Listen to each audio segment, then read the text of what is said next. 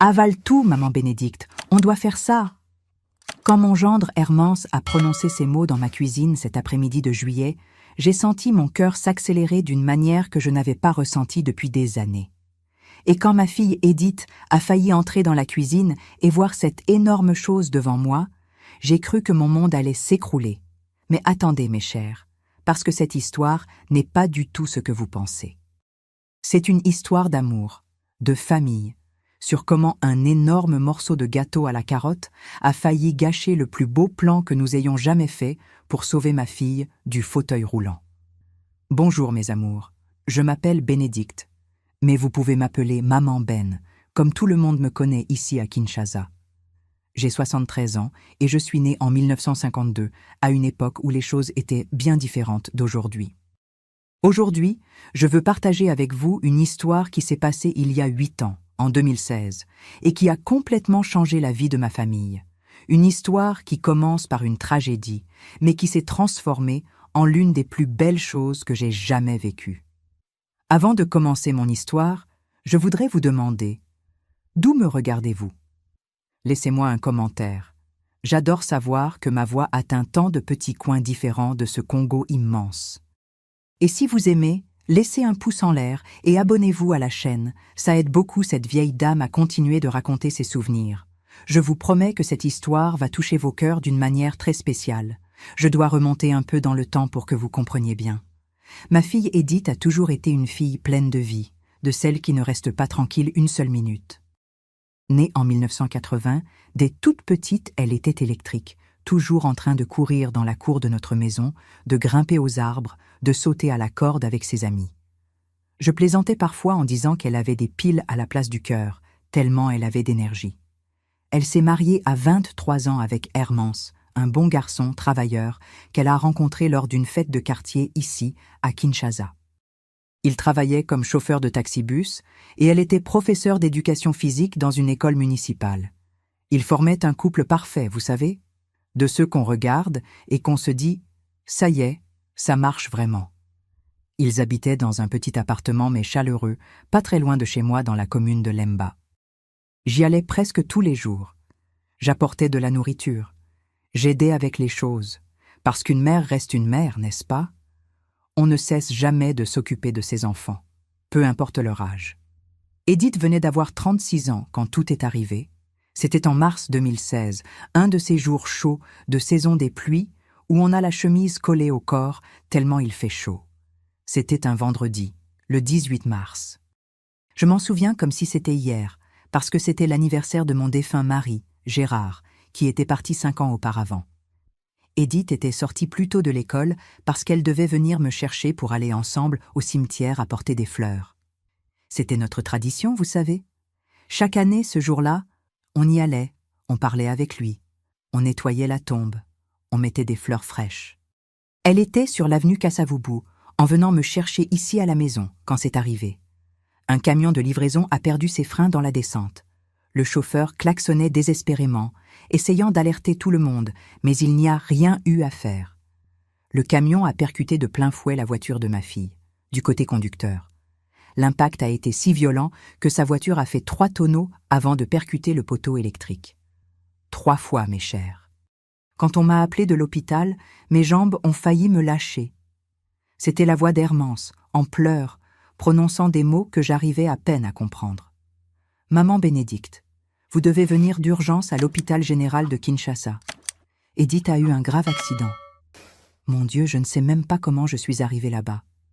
J'ai demandé à Albert, mon voisin, de m'y emmener en urgence. Le trajet jusqu'à l'hôpital a semblé durer une éternité. Je priais, je pleurais, je demandais à Dieu de protéger ma petite fille.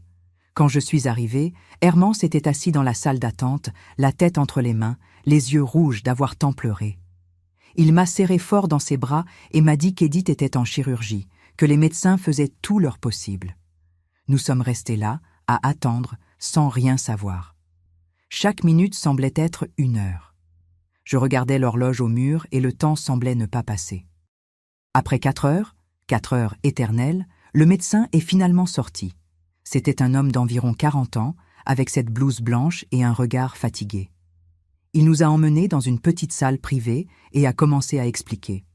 Edith avait survécu, mais sa colonne vertébrale avait été gravement touchée. Elle avait fracturé 2 vertèbres lombaires, L1 et L2, et la moelle épinière avait été partiellement lésée. « Qu'est-ce que cela signifie, docteur ?» ai-je demandé d'une voix tremblante. Il a respiré profondément avant de répondre. « Cela signifie qu'elle aura besoin de beaucoup de kinésithérapie, mais il y a une forte possibilité qu'elle ne remarche plus. La lésion est sévère. Nous ferons tout ce qui est en notre pouvoir, mais vous devez vous préparer à la possibilité qu'elle reste en fauteuil roulant de façon permanente. » Ces mots sont tombés comme une bombe. Ma fille, qui passait sa vie à courir, sauter, danser, enseigner aux enfants à jouer au football, à faire de la gymnastique, ne marcherait peut-être plus jamais de ses propres jambes? Non, je ne pouvais pas accepter ça. Je ne pouvais pas. Hermance s'est effondré sur place. Il a pleuré comme un enfant. J'ai serré fort sa main et j'ai dit « On ne va pas abandonner. Tant qu'il y aura un fil d'espoir, on va se battre. » Quand nous avons finalement pu voir Edith, elle était aux soins intensifs, remplie de tubes et d'appareils, si fragile, si différente de ma fille forte. Elle était sous sédation, elle ne pouvait pas parler, mais quand elle a ouvert les yeux et m'a vue, une larme a coulé sur son visage. J'ai pris sa main, j'ai caressé ses cheveux et j'ai murmuré « Maman est là, ma fille. Tu vas guérir. Tu verras. » Les jours suivants ont été les plus difficiles de ma vie. Edith est restée 2 semaines à l'hôpital. Quand elle s'est complètement réveillée et que les médecins ont expliqué la situation, elle est entrée en désespoir. Elle a essayé de bouger ses jambes et n'y est pas arrivée. Elle a crié, pleuré, frappé les draps avec ses poings. « Maman, je n'arrive pas à bouger mes jambes, je ne sens rien de la taille jusqu'en bas. » Le désespoir dans sa voix m'a brisé le cœur en 1000 morceaux. Les médecins ont commencé la kinésithérapie encore à l'hôpital, des exercices de base, essayant de stimuler les nerfs, les muscles. Mais la réponse était minime. Edith arrivait à sentir un tout petit peu, comme des fourmillements légers, mais elle ne pouvait absolument pas bouger ses jambes. C'est quand nous l'avons ramenée à la maison que la réalité nous a vraiment frappés. Leur appartement était au 3e étage d'un immeuble sans ascenseur. Hermance a dû la porter dans ses bras, montant toutes ses marches. Nous l'avons installée dans la chambre et je suis venue vivre avec eux pour aider aux soins.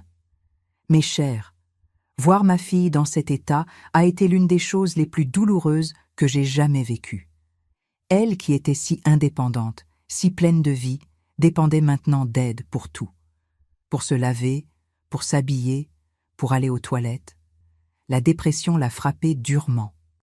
Il y a eu des jours où elle restait juste à regarder le plafond, sans rien dire, les larmes coulant silencieusement sur son visage. Il y a eu des jours où elle refusait de manger, où elle disait qu'elle voulait mourir, qu'elle ne supportait plus de vivre ainsi. Hermance était également détruit. Il essayait d'être fort devant elle, mais je le voyais quand il allait dans la salle de bain et pleurait en cachette.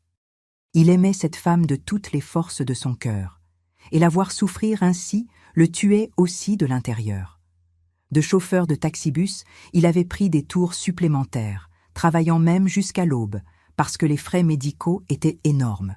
L'assurance couvrait une partie, mais la kinésithérapie, les médicaments, les adaptations dans la maison, un bon fauteuil roulant, tout cela coûtait une fortune.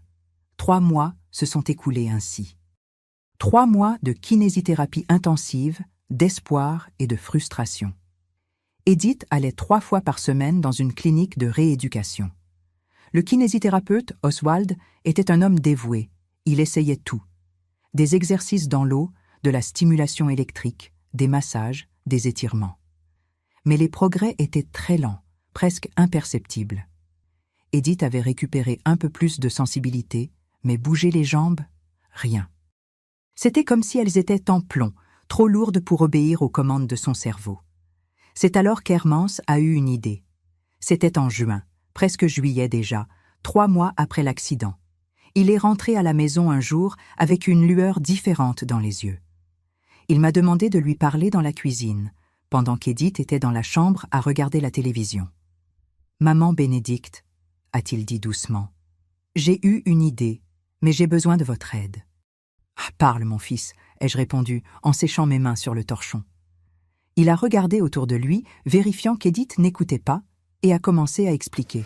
« Vous savez qu'Edith a toujours adoré les sucreries, n'est-ce pas? Surtout les gâteaux. Vous vous souvenez de ce gâteau à la carotte, avec le glaçage au chocolat que vous faisiez et dont elle mangeait 3 parts d'un coup ?» J'ai souri, me souvenant. Bien sûr que je m'en souviens. Depuis toute petite, elle était folle de ce gâteau. Mais qu'est-ce que ça a à voir, Hermance? Il a respiré profondément. J'ai pensé à quelque chose. Edith est très découragée, très abattue. Les médecins disent qu'une partie de sa guérison dépend de son état émotionnel, de sa volonté de s'améliorer. Et j'ai remarqué que depuis l'accident, elle ne mange plus de sucreries. Elle n'a envie de rien. Hier même, Oswald m'a dit que si Edith s'investissait davantage dans les exercices, si elle y mettait vraiment de la volonté, peut-être qu'elle aurait plus de progrès. « Et alors ?» ai-je demandé, ne comprenant toujours pas où il voulait en venir. Hermance a souri, un sourire un peu coquin, et alors j'ai pensé, on va lui faire une surprise. On va préparer le plus grand, le plus délicieux gâteau à la carotte que cette famille ait jamais vu. Mais ce ne sera pas juste un gâteau ordinaire, non. Ce sera spécial. On va cacher le gâteau, et chaque fois qu'elle fera correctement ses exercices de kinésithérapie à la maison, chaque fois qu'elle fera vraiment un effort, elle gagne un morceau. C'est comme une récompense, vous voyez? Une motivation. Je l'ai regardé, réfléchissant à l'idée. C'était simple, mais ça avait du sens. Et pourquoi le cacher? Pourquoi ne pas donner le gâteau directement? Ai-je demandé. Il a expliqué. Parce que si on le donne comme ça n'aura pas de valeur. Mais si elle sait qu'il y a un délicieux gâteau caché ici à la maison et qu'elle ne peut en manger que si elle fait les exercices, ça lui donnera une motivation. Comme un but, un objectif, vous ne pensez pas? J'ai réfléchi un moment et j'ai accepté. Tu sais quoi, Hermance? Je crois que tu as peut-être raison. Ça vaut la peine d'essayer n'importe quoi à ce stade. Et c'est ainsi qu'a commencé notre plan secret. Mais nous devions tout faire en cachette, parce que si Edith découvrait, ça perdrait tout son intérêt. Alors nous avons convenu. Le vendredi suivant, quand Edith aurait sa séance de kinésithérapie à la clinique le matin, je ferai le gâteau chez moi et l'apporterai en cachette à leur appartement. Le vendredi est arrivé, le 8 juillet 2016, et je me suis réveillée à 5 heures du matin, excitée comme une enfant. Je suis allée à la cuisine et j'ai commencé à préparer ce gâteau avec tout l'amour du monde. J'ai râpé de la carotte fraîche, séparé les œufs, tamisé la farine 2 fois pour qu'elle soit bien fine. L'odeur de la cannelle mélangée à la carotte a commencé à parfumer toute la cuisine. Je l'ai mis au four et je suis restée là, à surveiller, attendant qu'il monte et dore à la perfection.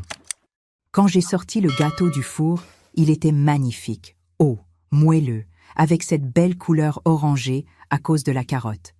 Je l'ai laissé refroidir un peu et j'ai commencé à faire le glaçage au chocolat. J'ai fait fondre du chocolat mi-amer avec de la crème, j'ai remué doucement jusqu'à ce que ce soit brillant et soyeux. J'ai couvert tout le gâteau, étalant le glaçage avec une spatule, faisant ces jolies ondulations. Quand j'ai terminé, j'ai regardé ce chef-d'œuvre et j'ai pensé « Si ça n'encourage pas Edith, je ne sais plus ce qui le fera. » J'ai attendu qu'Hermance parte avec Edith pour la kinésithérapie à 8 heures du matin.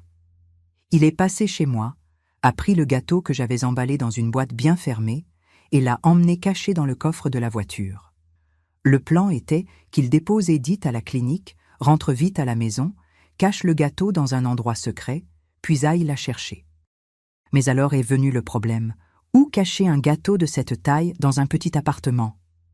Hermance m'a appelée, désespérée. « Maman Bénédicte, il n'y a pas de place. Si je le mets au frigo, elle va le voir tout de suite. Si je le mets dans le placard, il va s'abîmer. Et le gâteau est énorme, il ne rentre pas n'importe où. » J'ai réfléchi rapidement.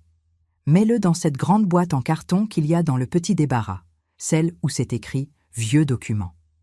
Personne n'y touche et le gâteau sera protégé. Mais n'oublie pas de faire quelques petits trous dans la boîte pour que le gâteau respire. » Et c'est ce qu'il a fait. Il a mis le gâteau dans la boîte en carton, a fait quelques trous discrets sur les côtés et l'a rangé dans le débarras. Quand il est allé chercher Edith à la kinésithérapie, elle était fatiguée comme toujours, un peu découragée. Oswald avait dit à Hermance qu'elle avait fait les exercices à moitié, sans grande volonté. C'était exactement ce que nous voulions changer. Ils sont rentrés à la maison vers midi. J'étais déjà là, en train de préparer le déjeuner. Edith était dans son fauteuil roulant, regardant par la fenêtre avec ce regard distant. Hermance et moi avons échangé un regard complice. Il était temps de mettre le plan en action. « Edith » a appelé Hermance, s'agenouillant devant elle et prenant ses mains. « Je veux te proposer quelque chose. » Elle l'a regardé avec peu d'intérêt. « Quoi, Hermance ?» Il a respiré profondément. « Je sais que tu es découragée, qu'il semble que rien ne s'améliore. Mais Oswald m'a parlé aujourd'hui et m'a dit que tu ne fais pas assez d'efforts dans les exercices. Et je comprends, mon amour, je sais que c'est fatigant, que ça semble inutile. Mais on ne peut pas abandonner. Alors j'ai pensé, et si on faisait un accord ? Quel genre d'accord ? A-t-elle demandé avec un brin de curiosité dans la voix. Hermance a souri. Si tu fais vraiment des efforts dans les exercices, si tu y mets vraiment de la volonté, tous les jours, sans te plaindre, sans abandonner à mi-chemin, je te promets que je vais te faire une surprise. Une surprise que je sais que tu vas adorer. Edith a fait un faible sourire. Quel genre de surprise ? Hermance a fait le mystérieux. Ah, ça je ne peux pas te le dire, mais je te garantis que ça vaut la peine. Tu es d'accord ? Elle a réfléchi un moment, puis a haussé les épaules. D'accord, essayons. Et ainsi a commencé notre mission. Tous les jours, matin et après-midi, Hermance aidait Edith à faire les exercices à la maison. C'étaient des exercices simples, mais importants.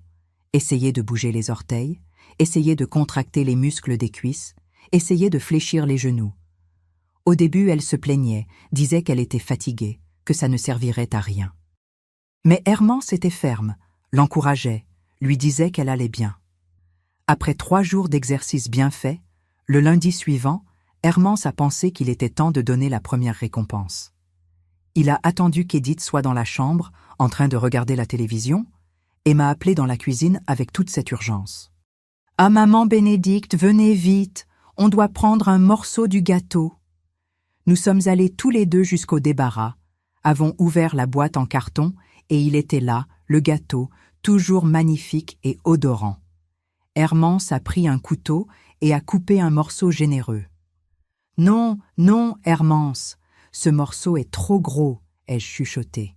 « Oh, elle doit faire plus d'efforts pour gagner de plus gros morceaux. » Il a ri doucement et a coupé un morceau plus petit, à peu près la taille de 2 parts normales réunies. Nous l'avons mis dans une petite assiette, avons pris une fourchette et l'avons apporté à Edith. Quand elle a vu ce gâteau, ses yeux se sont écarquillés. « Gâteau à la carotte ? Avec glaçage au chocolat ?» Elle nous a regardés, Hermance et moi, suspicieuses. « D'où vient ça ?» Hermance a souri, tout mystérieux. « C'est la surprise dont je t'ai parlé. Tu as fait des efforts dans les exercices, alors tu as gagné une récompense. » Edith a pris la fourchette avec des mains tremblantes et a pris la première bouchée. Elle a fermé les yeux, savourant, et j'ai vu une larme couler sur son visage. « Maman, c'est ton gâteau. Je reconnaîtrai ce goût n'importe où. Ça fait si longtemps que je n'ai pas mangé ça. » Elle a mangé lentement, savourant chaque bouchée comme si c'était la chose la plus précieuse au monde. Quand elle a terminé, elle nous a regardés tous les deux et a demandé « Il y en a encore ?» Hermance a fait cette tête de suspense. « Il y en a, mais tu n'auras un autre morceau que si tu continues à faire des efforts dans les exercices. » Et vous n'allez pas le croire, mais ça a marché. Edith a commencé à faire les exercices avec beaucoup plus de volonté. Tous les jours, matin et après-midi, elle s'investissait vraiment. On la voyait là, transpirant, concentrée, essayant de toutes ses forces de faire obéir ses jambes. Et tous les 4 jours, quand elle se distinguait particulièrement, elle gagnait un autre morceau du gâteau. Mais alors a commencé le problème de logistique. Comment allions-nous chercher le gâteau dans le débarras sans qu'Edith se doute de quelque chose ? Elle était toujours dans le salon ou dans la chambre et le débarras était au milieu du couloir. N'importe quel mouvement étrange, elle pouvait le remarquer. C'est là que Hermance et moi avons commencé à faire ces opérations secrètes dignes d'un film d'espionnage. Chaque fois que nous allions prendre un morceau du gâteau, nous attendions qu'Edith soit bien distraite. Hermance mettait la télévision à un volume plus fort ou mettait une musique qu'elle aimait pour couvrir les sons. J'allais jusqu'au débarras sur la pointe des pieds, j'ouvrais la boîte tout doucement, je coupais le morceau et je revenais à la cuisine comme si de rien n'était. C'était une sacrée tension, le cœur s'accélérait, on regardait partout tout le temps. Il y a eu un jour, c'était un mardi après-midi, où nous avons failli nous faire prendre.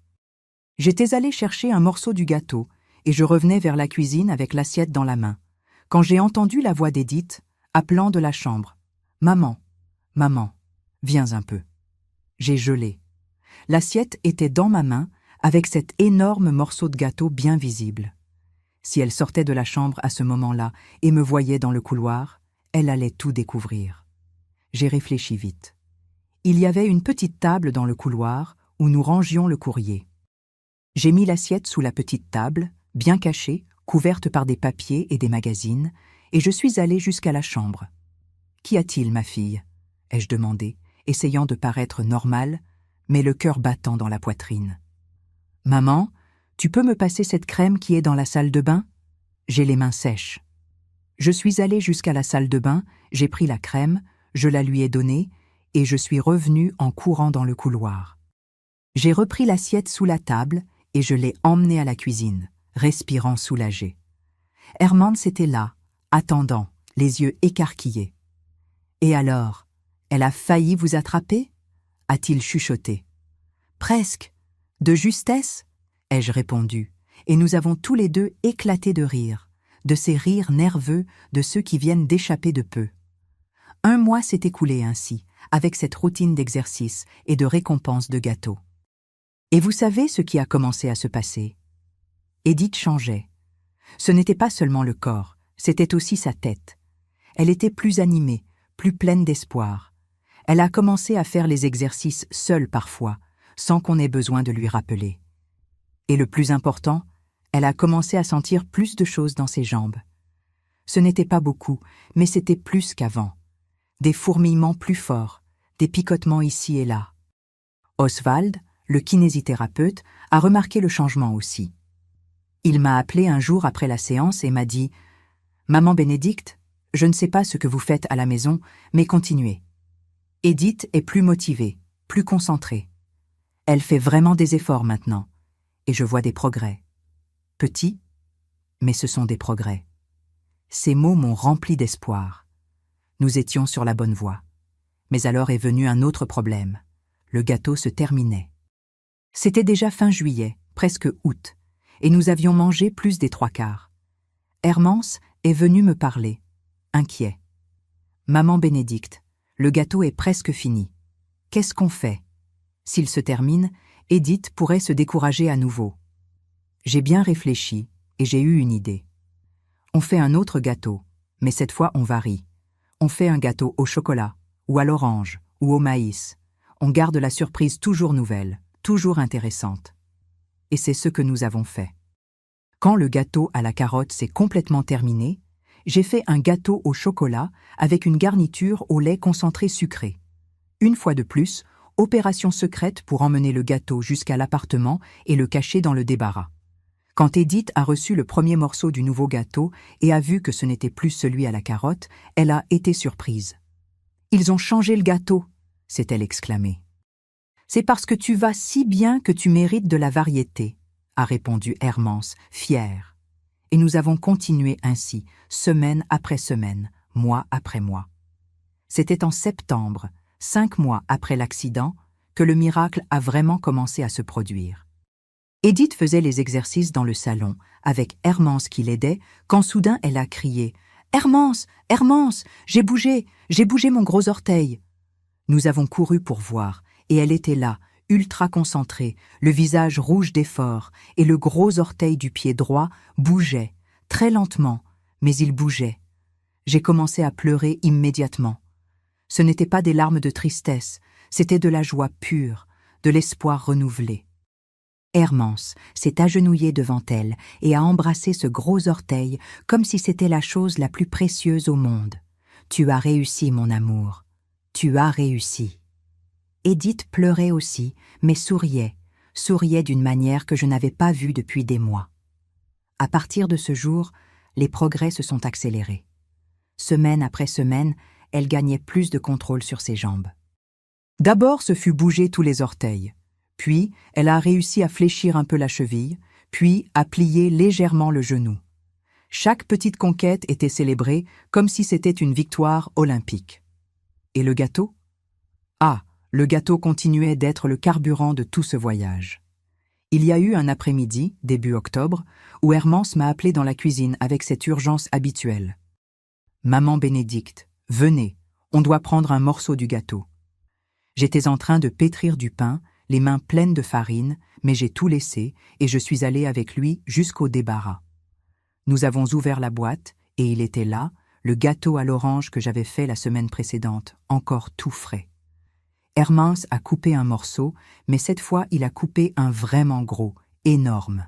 « Hermance, c'est beaucoup trop gros, » ai-je dit, regardant ce morceau géant.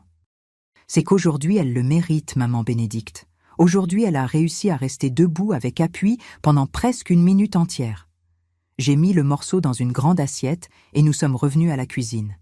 Mais alors, au pire moment possible, nous avons entendu la voix d'Edith appelant du salon « Hermance, maman, venez voir quelque chose !» Hermance tenait l'assiette, j'étais à côté de lui et nous venions juste d'entrer dans la cuisine. Si elle venait jusqu'ici à ce moment-là, elle allait nous prendre en flagrant délit. Hermance m'a regardée, désespérée, ne sachant pas quoi faire avec cet énorme gâteau dans l'assiette. « Avale tout » ai-je chuchoté en lui montrant le gâteau. « Comment ça avale tout » a-t-il chuchoté en retour, les yeux écarquillés. « Avale le gâteau, mange vite avant qu'elle n'arrive ici, c'est la seule solution » ai-je dit, poussant l'assiette dans sa direction. Hermance a regardé cet énorme morceau de gâteau et a fait une tête de quelqu'un qui acceptait une mission impossible. « Avale tout, maman Bénédicte, on doit faire ça » a-t-il répété mes mots, a pris la fourchette et a commencé à enfourner le gâteau dans sa bouche en énormes bouchées. Je suis restée là, surveillant la porte de la cuisine, priant pour qu'Edith n'apparaisse pas. Hermance mâchait désespérément, les joues pleines, les yeux larmoyants tellement il mangeait vite. C'est alors que le fauteuil roulant a commencé à apparaître dans l'embrasure de la porte de la cuisine. « Maman, Hermance !» a appelé Edith, plus près maintenant. Hermance avait encore la moitié du gâteau dans la bouche, les joues gonflées comme un hamster.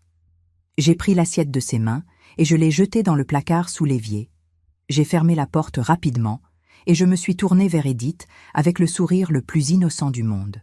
« Salut, ma fille, qu'y a-t-il » ai-je demandé, essayant de paraître normale pendant qu'Hermance avalait désespérément toute cette quantité de gâteau. Edith nous a regardés avec cet air soupçonneux. « Pourquoi vous avez tous les deux cette tête bizarre? Qu'est-ce que vous faisiez » Hermance, la bouche encore à moitié pleine, a essayé de répondre « Rien de spécial, mon amour. On était juste en train de parler. » Elle a plissé les yeux, clairement méfiante. « En train de parler ? Hermance, pourquoi tu as la bouche si pleine? Tu étais en train de manger quelque chose ?» Je suis intervenue rapidement. « Pas du tout, ma fille. Il vient juste de boire de l'eau trop vite et il s'est un peu étouffé. » ai-je menti effrontément, tapotant le dos d'Hermance pour paraître plus convaincante. Il a toussé exprès, jouant le jeu, et j'ai continué. « Tu sais comment c'est. Il a bu trop vite et s'est passé de travers. » Edith a continué à nous regarder avec méfiance, mais semblait avoir accepté l'explication. « D'accord. Mais venez voir ici, vite. J'ai réussi quelque chose. » Nous nous sommes regardés, curieux, et nous l'avons suivi jusqu'au salon. Et quand nous sommes arrivés là, nous n'en avons pas cru nos yeux. Edith était à côté du fauteuil roulant, debout, tenant fermement les barres parallèles qu'Hermance avait installées dans le salon spécialement pour les exercices. Mais ce n'était pas tout. Elle était debout et, très lentement, traînait un pied devant l'autre. Ce n'était pas encore un pas complet, c'était plutôt un traînement, mais ses jambes bougeaient, elle supportait le poids de son corps. J'ai porté mes mains à ma bouche, les larmes coulant sur mon visage. Hermance est resté paralysé 1 seconde, puis a couru et s'est positionné derrière elle, prêt à la retenir si elle tombait. « Regarde, maman, regarde ce que j'ai réussi » a-t-elle dit, avec cet énorme sourire sur le visage, les yeux brillants de bonheur et d'effort. Elle a fait un autre petit pas traîné, et un autre, et un autre. C'étaient de tout petits pas, tremblants, les jambes vacillant comme de la gelée, mais c'étaient des pas. Après 6 mois à penser qu'elle ne marcherait plus jamais, ma fille marchait. Quand elle est arrivée à l'autre extrémité des barres, environ 2 mètres de distance, elle s'est arrêtée, épuisée, transpirant, mais rayonnante. Hermance l'a tenue par la taille et l'a aidée à se rasseoir dans le fauteuil roulant. Elle était essoufflée, fatiguée, mais heureuse d'une manière que je n'avais pas vue depuis avant l'accident. « Maman, Hermance, vous avez vu? J'ai marché, j'ai vraiment marché !» Je me suis agenouillée devant elle et j'ai tenu son visage entre mes mains. « Je le savais, ma fille. J'ai toujours su que tu y arriverais. Tu es forte. Tu as toujours été la fille la plus forte que j'ai jamais connue. » Nous sommes restés là, tous les 3 enlacés, pleurant de joie, remerciant Dieu pour ce moment béni. Après ce jour, la guérison d'Edith a été de plus en plus rapide. Oswald a été impressionné quand il a vu ses progrès à la séance suivante. « Je travaille en rééducation depuis 15 ans et je n'ai jamais vu une guérison aussi rapide d'une lésion comme la vôtre », lui a-t-il dit, secouant la tête avec admiration. « Qu'est-ce que vous faites à la maison? Parce que quoi que ce soit, ça fonctionne merveilleusement bien. » Edith m'a regardé ainsi qu'Hermance avec ce sourire complice, mais n'a rien dit sur le gâteau. C'était notre secret, celui de notre famille. Mais bien sûr, elle ne savait toujours pas que nous avions caché tous ces gâteaux dans le débarras. Pour elle, nous faisions simplement un nouveau gâteau chaque fois qu'elle gagnait la récompense. Et nous l'avons laissé penser ainsi. Les semaines passaient, et avec elles, plus de conquêtes. En novembre, Edith arrivait déjà à marcher en tenant seulement une canne. Les jambes étaient encore faibles, elle se fatiguait vite et avait besoin de soutien, mais elle y arrivait. Elle pouvait aller de la chambre au salon, du salon à la cuisine, de la cuisine à la salle de bain. Lentement, pas à pas, mais avec ses propres jambes, avec sa propre force. Il y a eu un matin, un samedi de novembre, le 19 précisément, où j'étais là dans l'appartement en train de préparer le petit déjeuner. Edith avait dormi plus tard. Elle était fatiguée parce qu'elle avait eu une séance de kinésithérapie la veille. Hermance était sortie tôt pour travailler, c'était un de ses tours supplémentaires. J'étais dans la cuisine, en train de faire frire des œufs et de faire griller du pain, quand j'ai entendu un bruit venant du couloir. J'ai regardé et j'ai vu Edith venir vers la cuisine. Mais elle n'était pas dans le fauteuil roulant. Elle marchait, appuyée contre le mur, lentement mais marchant. Sans la canne, sans rien, juste elle et sa détermination. « Edith, qu'est-ce que tu fais? Tu vas tomber !» ai-je crié, lâchant la spatule et courant dans sa direction. Mais elle a levé la main, me demandant de m'arrêter. « Non, maman, je dois faire ça. Je dois essayer de marcher seule. » Sa voix était ferme, déterminée. Elle a continué à venir, pas après pas, s'appuyant contre le mur, mais marchant. Les jambes tremblaient. Je voyais l'effort immense qu'elle faisait, la sueur commençant à se former sur son front. Mais elle ne s'est pas arrêtée. Elle a continué jusqu'à arriver à la cuisine, jusqu'à arriver près de moi. Quand elle a finalement atteint la table de la cuisine et s'y est agrippée, les genoux ont failli céder. J'ai couru et je l'ai tenue, je l'ai aidée à s'asseoir sur la chaise. Elle était essoufflée, épuisée, mais riait fort, de cette manière que je n'avais pas entendue depuis avant l'accident. « J'ai réussi, maman. J'ai marché seule, sans l'aide de personne, juste moi. » Je l'ai serrée fort dans mes bras, pleurant, riant avec elle. « Tu es un miracle, ma fille. Un vrai miracle. » Et c'était vrai. Les médecins avaient dit qu'elle ne marcherait probablement plus jamais. Ils avaient dit de nous préparer au fauteuil roulant permanent. Mais elle était là, 7 mois après l'accident, marchant de ses propres jambes. Bien sûr, il y avait encore un long chemin devant. Ses jambes étaient encore faibles, elle se fatiguait facilement, elle avait besoin de kinésithérapie constante. Mais le pire était passé. Elle avait prouvé que c'était possible, qu'elle pouvait surmonter cette terrible lésion. Et notre petite ruse du gâteau, elle continuait ferme et forte. Chaque semaine, je faisais un gâteau différent, et chaque fois qu'elle atteignait un nouvel objectif dans les exercices, elle gagnait sa récompense. Décembre est arrivé, période de Noël, et nous avons décidé de faire une petite fête pour célébrer la guérison d'Edith. Nous avons invité quelques proches parents, des cousins, ma sœur Delphine qui habitait à Lubumbashi et qui était venue en visite, et quelques amis du couple. L'appartement était décoré avec ses lumières de Noël clignotantes, un petit sapin dans le coin du salon, une odeur de bonne nourriture dans l'air. Le jour de la fête, le 23 décembre, j'avais préparé un gâteau spécial. Ce n'était pas n'importe quel gâteau, c'était un gâteau à 3 étages, chaque étage d'une saveur différente, carotte à la base, chocolat au milieu et orange en haut. J'avais passé 2 jours à faire ce gâteau, à le décorer avec du glaçage, avec des fleurs en sucre, le rendant beau comme une œuvre d'art. Ce serait le gâteau final, la dernière récompense, la célébration de tout ce qu'Edith avait conquis. Mais alors est venu le problème. Où cacher un gâteau à 3 étages dans un petit appartement, en plus avec plein de gens qui arrivaient pour la fête? On ne pouvait pas le mettre dans le débarras parce que les gens allaient utiliser cette pièce pour laisser les sacs et les manteaux. On ne pouvait pas le laisser dans la cuisine parce que les gens allaient y circuler tout le temps. Hermans était désespéré. Maman Bénédicte, et maintenant? Où va-t-on cacher ce gâteau géant? J'ai réfléchi, et j'ai eu une idée. On l'emmène chez moi, on le laisse caché là-bas et seulement au bon moment on va le chercher. Et c'est ce que nous avons fait. La veille de la fête, j'ai emmené le gâteau chez moi, qui était à environ 10 minutes de marche du leur, et je l'ai laissé bien caché dans mon armoire, dans une grande boîte. Le jour de la fête, les invités sont arrivés petit à petit.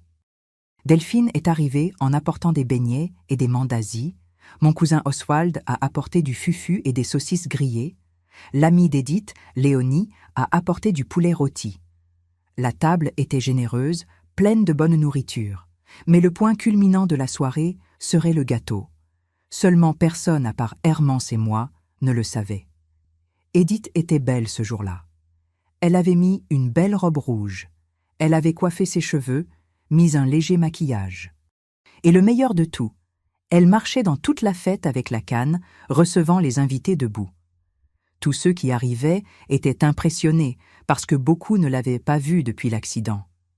Il y a eu des gens qui ont pleuré en la voyant marcher, des gens qui l'ont serrée dans leurs bras pendant de longues minutes sans rien dire, ressentant simplement l'émotion du moment. Vers 8 heures du soir, quand tout le monde avait déjà mangé et était dans le salon en train de parler, de boire de la bière et du soda, Hermans m'a fait ce petit clin d'œil. C'était l'heure d'aller chercher le gâteau. Nous avions convenu qu'il inventerait une excuse pour sortir, irait jusqu'à mon appartement, chercherait le gâteau et reviendrait. « Edith, mon amour, je vais à la boulangerie acheter plus de glace. Celle du frigo est finie, a-t-il dit, prenant les clés de la voiture. « Mais mon amour, la boulangerie est fermée à 7 heures, a répondu Edith, trouvant ça étrange. « Ah, mais celle de l'avenue reste ouverte jusqu'à tard. Je reviens tout de suite. » Et il est sorti rapidement avant qu'elle ne pose plus de questions. Je suis restée là, divertissant les gens, racontant des histoires, faisant rire tout le monde pour que personne ne remarque son absence. Hermans est allé jusqu'à mon appartement en courant, a monté les escaliers en un temps record, est entré, a pris la boîte avec le gâteau, et quand il allait sortir, il a trébuché sur le tapis du salon. La boîte a vacillé dangereusement dans ses mains, il a réussi à la retenir à la dernière seconde. Mais la frayeur a été telle que son cœur a failli sortir par sa bouche. « Mon Dieu, j'ai failli gâcher tout le gâteau », m'a-t-il raconté après. Il est revenu à l'appartement et a garé la voiture en bas. Il m'a appelé sur le portable. « Maman Bénédicte, descendez vite, j'ai besoin de votre aide pour monter avec le gâteau. » J'ai inventé une excuse. J'ai dit que j'allais jeter les ordures et je suis descendue. Hermans était là avec l'énorme boîte. « On va devoir être rapide. Emmenez la boîte par l'escalier de service, entrez par la cuisine et mettez-la sur le comptoir. Je vais monter par devant et distraire tout le monde. » Et c'est ce que nous avons fait. Je suis montée par l'escalier de service, qui Dieu merci était vide, portant cette lourde boîte, montant marche après marche, priant pour ne pas trébucher. Quand je suis arrivée à l'appartement, je suis entrée par la porte de la cuisine qui donnait sur la zone de service, j'ai mis la boîte sur le comptoir et j'ai respiré soulagée. J'avais réussi. J'ai sorti le gâteau de la boîte tout doucement, avec tout le soin, et je l'ai mis sur une grande et belle assiette que nous avions séparée spécialement pour ça. J'ai allumé les bougies, C'était 36 bougies, une pour chaque année d'Édith. Le gâteau était magnifique, illuminé par ses petites flammes, brillant comme un joyau. C'est alors qu'Hermance est entrée dans la cuisine, a vu le gâteau et a souri jusqu'aux oreilles. « C'est parfait, maman Bénédicte, absolument parfait. » Nous avons pris le gâteau ensemble, moi tenant d'un côté et lui de l'autre, et nous avons marché lentement vers le salon. Hermance a commencé à chanter « Joyeux anniversaire » et tout le monde a suivi. Édith, qui était assise sur le canapé en train de parler avec Delphine, a regardé derrière elle et nous a vus arriver avec cet énorme gâteau, tout illuminé. Sa bouche s'est ouverte en un « oh » de surprise. Ses yeux se sont remplis de larmes instantanément. Nous avons posé le gâteau sur la petite table basse devant elle et tout le monde a continué à chanter. Quand la chanson s'est terminée, tout le monde a applaudi et crié « Hurrah !» Édith pleurait, riait, les mains sur le visage, trop émue pour parler. « Fais un vœu, ma fille », ai-je dit, passant ma main dans ses cheveux. Elle a fermé les yeux, joint ses mains et est restée ainsi quelques secondes, en silence. Puis elle a ouvert les yeux et a soufflé toutes les bougies d'un coup. Tout le monde a applaudi à nouveau, et Hermance a commencé à couper le gâteau pour le distribuer. Quand Édith a reçu le premier morceau et a pris la première bouchée, elle s'est arrêtée, a mâché lentement, et nous a regardés, Hermance et moi, avec cette tête suspicieuse. Ce gâteau est pareil à ceux que vous m'avez donnés tous ces mois. Celui à la carotte, celui au chocolat, celui à l'orange. Celui-ci a les 3 saveurs ensemble. Hermance et moi nous sommes regardés, essayant de cacher. « Vraiment, mon amour ?»« Quelle coïncidence !» a-t-il dit, feignant l'innocence. Mais Édith n'était pas bête. Elle a plissé les yeux, nous regardant l'un après l'autre. « Attendez, vous faisiez ces gâteaux tout le temps? Ce n'était pas une surprise qui apparaissait de nulle part? Vous planifiez ça ?» Hermance et moi avons commencé à rire, impossible de nier davantage. « C'est possible que oui, » ai-je admis en souriant. « C'est possible qu'on ait un peu comploté pour te motiver dans les exercices. » Édith était bouche bée. « Mais comment? Où est-ce que vous cachiez les gâteaux? Je n'ai jamais rien vu. » Dans le débarras, dans une boîte en carton, a avoué Hermance en riant. Et chaque fois qu'on allait chercher un morceau, c'était cette course folle, cette tension, de peur que tu découvres. Édith a secoué la tête, incrédule, mais elle souriait.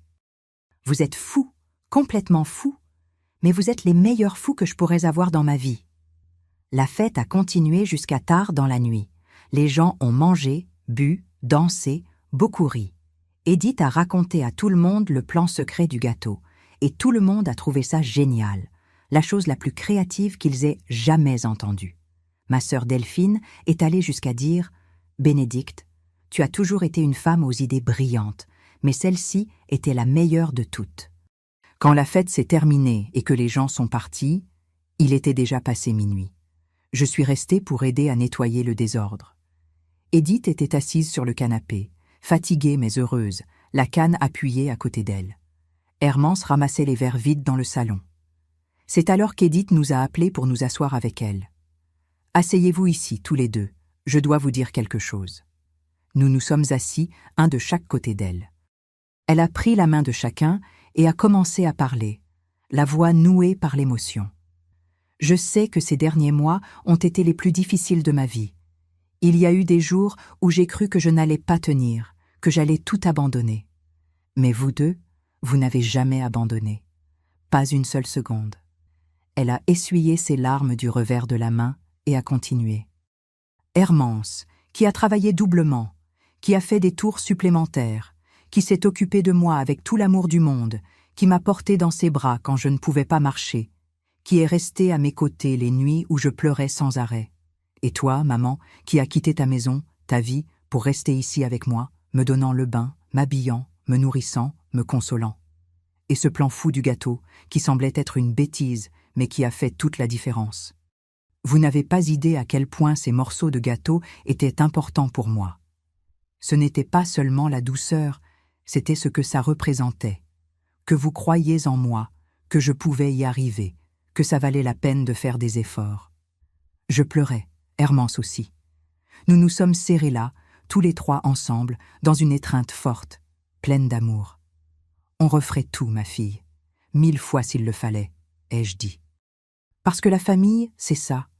C'est être ensemble dans les moments difficiles, c'est ne jamais abandonner. Les mois suivants ont été marqués par encore plus de progrès. En janvier 2017, Edith marchait déjà sans canne à l'intérieur de la maison.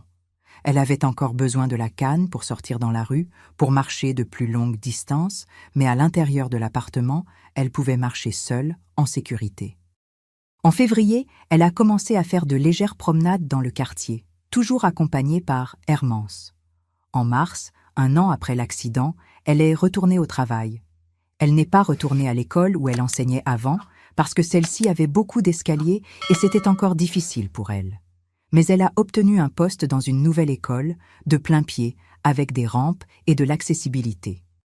Elle est retournée enseigner l'éducation physique, bien que de manière adaptée. Elle ne pouvait pas faire tous les exercices qu'elle faisait avant, elle ne pouvait pas courir ou sauter, mais elle pouvait enseigner, elle pouvait démontrer, elle pouvait inspirer. Et vous savez ce qui était le plus beau? Elle a utilisé sa propre histoire pour motiver les élèves. Elle leur racontait l'accident, comment ils avaient pensé qu'elle ne marcherait plus jamais, comment elle s'était battue et avait vaincu. Les enfants adoraient, ils étaient très impressionnés. Il y a même eu un garçon, Juvénal était son nom, qui s'était cassé la jambe et était découragé par la kinésithérapie. Edith s'est assise avec lui a raconté son histoire et le garçon est sorti de là déterminé à se rétablir. Quant aux gâteaux, les gâteaux ont continué à faire partie de notre routine. Ce n'était plus comme récompense pour les exercices, parce qu'Edith allait déjà bien, mais c'est devenu une tradition. Tous les vendredis, je faisais un gâteau différent et je l'emmenais à leur appartement. Nous dînions ensemble, prenions le café, mangions le gâteau, parlions de la semaine. C'étaient les moments les plus agréables, les plus tranquilles. Hermance a réduit les tours supplémentaires parce que les factures médicales avaient beaucoup diminué. Edith recevait à nouveau un salaire, ce qui a beaucoup aidé les finances de la maison. Ils ont même réussi à faire quelques rénovations dans l'appartement. Ils ont mis un sol antidérapant dans la salle de bain, installé des barres d'appui, rendu tout plus sûr pour elle. En juin de cette année-là, 1 an et 3 mois après l'accident, quelque chose s'est produit que nous n'imaginions même pas. Edith faisait des exercices dans le salon, déjà comme partie de sa routine, quand soudain elle a regardé Hermance et a dit « Mon amour, viens voir quelque chose ». Il est venu et elle lui a demandé de s'éloigner, de rester loin. Alors, très lentement, elle s'est levée de la chaise où elle était assise et a commencé à sauter. C'étaient de petits sauts, elle décollait à peine du sol, mais c'étaient des sauts. Hermance est restée paralysée, bouche bée. « Edith, tu es en train de sauter !» Elle a ri, a fait quelques sauts de plus, puis s'est assise, épuisée mais rayonnante. Je sais, j'essayais depuis des semaines, chaque fois que je restais seule à la maison, et j'ai finalement réussi aujourd'hui. C'était incroyable. Les médecins avaient dit qu'elle aurait de la chance si elle remarchait correctement. Et la voilà qui sautait. Bien sûr, ce n'était pas comme avant l'accident. Elle ne pouvait pas encore courir, elle ne pouvait pas sauter très haut ou pendant longtemps. Les jambes avaient encore des limitations. Elle ressentait des douleurs parfois, surtout quand le temps changeait ou quand elle faisait trop d'efforts. Mais considérant où elle était 1 an auparavant, c'était un miracle. C'est en août qu'elle m'a appelée pour une conversation sérieuse.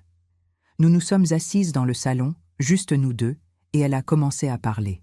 « Maman, j'ai beaucoup pensé ces derniers mois, à tout ce qui s'est passé, à la guérison, à comment vous m'avez aidée.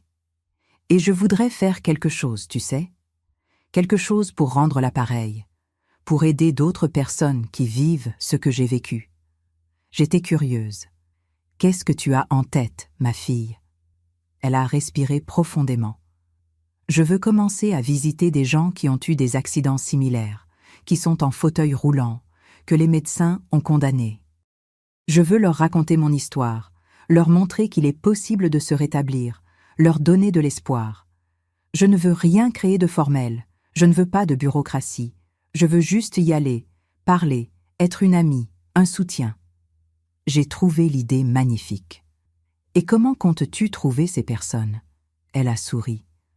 Oswald, mon kinésithérapeute, m'a dit qu'il connaît plusieurs patients dans la même situation. Il peut me donner les contacts, avec leur permission bien sûr. Et ensuite, je les visite, un par un, apportant mon histoire, apportant de l'espoir. Et c'est ce qu'elle a fait.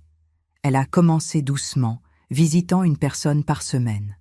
Elle allait chez les gens, s'asseyait pour parler, racontait l'accident, les mois de rétablissement, la ruse du gâteau que nous avions faite. Les gens étaient enchantés, émus. Beaucoup étaient déprimés, sans espoir, pensant que la vie était finie. Et voir Edith là, debout, marchant, racontant qu'1 an auparavant, elle était dans la même situation, faisait toute la différence. Il y a eu une dame, Geneviève était son nom, qui avait 52 ans et avait eu un accident de moto. Elle était en fauteuil roulant depuis 6 mois, complètement découragée, sans volonté de faire de la kinésithérapie. Edith est allée la visiter, a passé tout l'après-midi à parler, montrant des photos d'avant et d'après, racontant chaque détail de la guérison. Quand elle est partie, Geneviève pleurait, mais c'était des larmes d'espoir. « Merci de m'avoir montré qu'il y a encore une chance », a-t-elle dit en serrant Edith dans ses bras. 2 mois plus tard, Geneviève a envoyé un message à Edith. Elle était retournée faire de la kinésithérapie avec volonté. Elle faisait vraiment des efforts, et elle commençait déjà à sentir des fourmillements dans les jambes. Elle était au début du processus, mais elle se battait. Edith était si heureuse qu'elle a pleuré en lisant le message. Il y a eu aussi le cas d'un jeune homme, Philippe, qui n'avait que 28 ans et avait fait une chute d'un échafaudage. Il était révolté contre tout et tout le monde, ne voulait pas faire d'exercice, ne voulait parler à personne. Sa famille a demandé à Edith d'essayer de lui parler. Elle y est allée, et au début il a été grossier, a dit qu'il ne voulait pas de discours de motivation, que personne ne comprenait ce qu'il traversait. Mais Edith n'a pas abandonné. Elle s'est assise là et a commencé à raconter, sans embellir, les jours où elle aussi était révoltée, les fois où elle avait crié contre Dieu, les nuits où elle avait pleuré de désespoir. Et petit à petit, Philippe s'est ouvert, a écouté, a compris qu'elle savait vraiment ce qu'il ressentait. Quand elle est partie, il n'avait rien promis, mais au moins il avait écouté. Des semaines plus tard, la mère de Philippe a appelé Edith, émue. Le garçon avait commencé à faire les exercices. Il était encore boudeur, grommelait encore, mais il les faisait. Et tout ça parce que la visite d'Edith avait planté une petite graine d'espoir en lui. Il y a eu tant d'histoires comme ça, tant de personnes qu'Edith a aidées au cours de cette année. Et le plus beau, c'est qu'elle ne faisait pas ça pour de la reconnaissance. Elle ne voulait rien en retour. Elle le faisait parce qu'elle sentait que c'était juste, parce qu'elle voulait rendre toute l'aide qu'elle avait reçue, parce qu'elle voulait que d'autres personnes aient la même chance qu'elle avait eue. En décembre 2017, presque 2 ans après l'accident, nous avons fait une autre fête de Noël. Cette fois, nous avons invité certaines des personnes qu'Edith avait visitées et aidées. Geneviève était là, marchant avec une canne, mais marchant. Philippe aussi est venu, encore en fauteuil roulant mais faisant des progrès constants. Il y avait environ 5 ou 6 personnes, chacune à des stades différents de guérison, mais toutes avec de l'espoir dans le cœur. Ce fut une belle soirée. Tout le monde a partagé ses histoires, ses défis, ses petites victoires. Nous avons mangé, bu, beaucoup ri. Et bien sûr, j'avais fait un gâteau spécial pour l'occasion. Il n'était pas aussi élaboré que celui à 3 étages, mais il était fait avec le même amour, le même soin. Quand nous avons servi le gâteau, Geneviève a demandé « C'est ce fameux gâteau que vous faisiez pour motiver Edith ?» J'ai souri. C'est celui-là même. Gâteau à la carotte avec glaçage au chocolat, la recette de famille. Tout le monde a voulu goûter, et la réaction a été unanime. C'était délicieux. Geneviève a même plaisanté. « Maman Bénédicte, si vous me donnez un gâteau comme ça chaque semaine, je garantis que je marcherai dans 1 mois. » Nous avons ri, mais il y avait du vrai là-dedans. Parfois, la motivation vient des choses les plus simples, les plus bêtes. Un morceau de gâteau, un mot d'encouragement, quelqu'un qui croit en vous quand vous avez déjà abandonné. C'est ce que nous avons fait pour Edith, et c'est ce qu'elle faisait maintenant pour ces personnes. Les années ont passé, et la vie est revenue à la normale, ou du moins à une nouvelle normale. Edith a continué à enseigner, à visiter des personnes en rétablissement, à faire de la kinésithérapie de maintien. Elle et Hermance sont restés heureux ensemble, plus unis que jamais après tout ce qu'ils avaient traversé.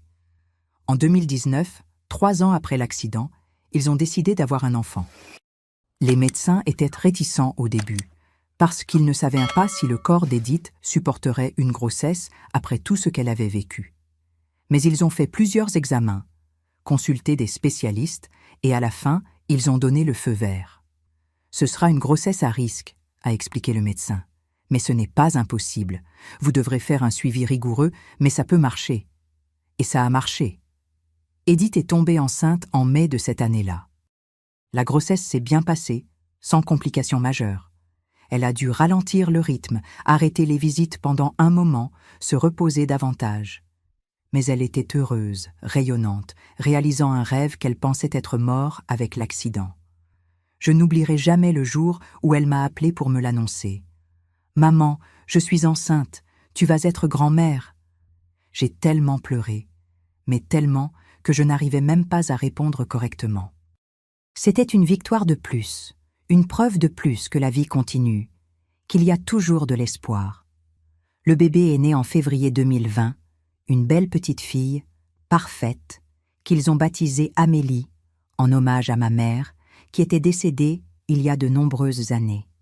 Quand j'ai tenu ce petit être dans mes bras pour la première fois, quand j'ai vu ma fille là, qui avait été si près de ne plus jamais marcher, tenant son propre bébé, j'ai senti que tout en avait valu la peine. Chaque larme, chaque angoisse, chaque nuit blanche, tout avait mené à ce moment parfait. Amélie a grandi entourée d'amour. Edith est retournée enseigner quand la petite a eu 1 an et a continué les visites aussi, emmenant parfois sa fille avec elle. Les gens adoraient, disaient que cet enfant était la preuve vivante que les miracles arrivent. Aujourd'hui, en 2024, Edith a 44 ans. Elle a encore quelques limitations à cause de l'accident. Elle ressent encore des douleurs parfois, surtout dans les jambes et le dos. Il y a des jours où elle doit utiliser la canne, surtout quand elle est très fatiguée ou quand elle a trop marché. Mais elle vit une vie pleine, heureuse, pleine de sens. Amélie a déjà 4 ans. C'est une enfant intelligente, bavarde, pleine d'énergie exactement comme la mère l'était avant l'accident. Et vous savez ce qui est le plus drôle? Elle est folle de gâteaux. Tous les vendredis, quand je fais mon gâteau hebdomadaire et que je l'emmène à leur appartement, Amélie m'attend déjà à la porte, sautant de joie.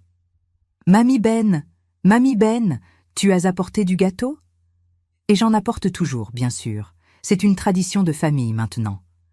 Hermance continue à travailler comme chauffeur de taxi-bus, mais maintenant avec des horaires normaux, sans tours supplémentaires.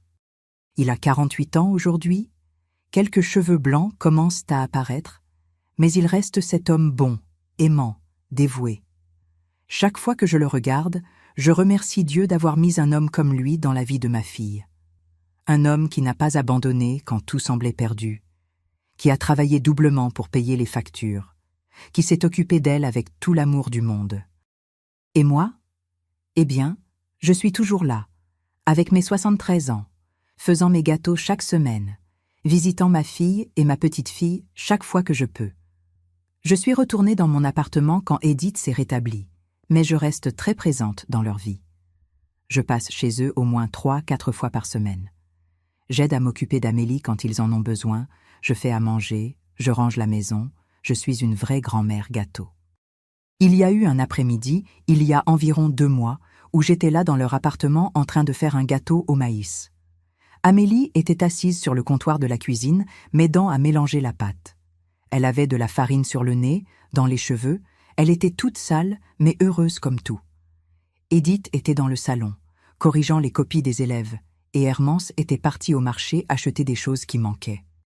Amélie, avec cette curiosité d'enfant, m'a demandé « Mamie, pourquoi tu fais autant de gâteaux ?» J'ai souri, passant ma main dans ses cheveux. « Parce que le gâteau, c'est une bonne chose, ma petite fille. Le gâteau rend les gens heureux. » Elle a réfléchi un moment, puis a dit « C'est vrai, maman est toujours heureuse quand elle mange ton gâteau. Elle pleure même parfois. » Ça m'a surprise. « Elle pleure ?» Amélie a hoché la tête. Oui, mais ce sont des larmes heureuses. Comme quand elle me serre très fort dans ses bras et me dit qu'elle m'aime énormément. J'ai senti mon cœur se serrer d'émotion. J'ai appelé Edith dans la cuisine et lui ai raconté ce qu'Amélie avait dit. Edith a souri, un peu gênée, essuyant une larme qui commençait déjà à couler. C'est vrai, maman. Chaque fois que je mange ton gâteau, je me souviens de tout ce que nous avons traversé. Je me souviens de ces mois difficiles, du plan fou que vous avez fait, de comment ces morceaux de gâteau m'ont donné la force de continuer à me battre. Et je me souviens à quel point je suis bénie de vous avoir dans ma vie. Nous nous sommes serrés là même, dans la cuisine, avec Amélie au milieu de l'étreinte, demandant pourquoi nous pleurions toutes les deux. Ce sont de bonnes larmes, ma fille, a expliqué Edith. Des larmes de gratitude, d'amour, de bonheur. Vous savez, mes chers qui m'écoutez, j'ai beaucoup appris de tout ce qui s'est passé. J'ai appris que la vie peut changer en une seconde, que tout peut s'effondrer en un clin d'œil. Mais j'ai aussi appris que nous sommes plus forts que nous l'imaginons, qu'avec l'amour et la détermination, nous pouvons surmonter même les choses qui semblent impossibles. J'ai appris que parfois les solutions aux problèmes les plus difficiles sont les plus simples. Un gâteau. Qui aurait dit qu'un simple gâteau à la carotte ferait une telle différence dans la guérison de ma fille? Mais il l'a fait, parce que ce n'était pas juste le gâteau, c'était ce qu'il représentait. C'était l'amour, le soin, la créativité, la volonté d'aider de n'importe quelle manière possible. J'ai appris que la famille est tout. C'est être ensemble dans les bons moments, mais surtout dans les mauvais. C'est ne pas abandonner quand tout semble perdu. C'est trouver des forces là où il semble ne plus y en avoir. C'est Hermance travaillant doublement sans se plaindre, portant sa femme dans ses bras, s'occupant d'elle avec toute la patience du monde. C'est moi qui tends ma vie, ma maison, ma routine, pour rester avec ma fille et m'occuper d'elle. J'ai appris que les miracles arrivent, mais que nous devons faire notre part. Les médecins ont dit qu'Edith ne marcherait probablement plus jamais. Et regardez-la là, marchant, travaillant, étant mère. Mais ce n'était pas seulement un miracle divin. C'était de l'effort. C'était de la kinésithérapie. C'était ne pas abandonner même les jours les plus difficiles. Dieu fait sa part, mais nous devons faire la nôtre aussi. J'ai appris que parfois la motivation vient des choses les plus bêtes, les plus simples. Un morceau de gâteau, un mot d'encouragement, quelqu'un qui dit qu'il croit en vous. De petites choses qui semblent sans importance, mais qui font toute la différence au final. Et j'ai appris, surtout, qu'il n'est jamais trop tard pour recommencer. Edith avait 36 ans quand elle a eu l'accident. Elle aurait pu abandonner, elle aurait pu se résigner au fauteuil roulant, elle aurait pu passer le reste de sa vie à se lamenter. Mais non. Elle s'est battue, elle a vaincu, elle a recommencé. Et aujourd'hui, elle a une belle vie, une fille merveilleuse, un mari qui l'aime, une carrière qui la réalise.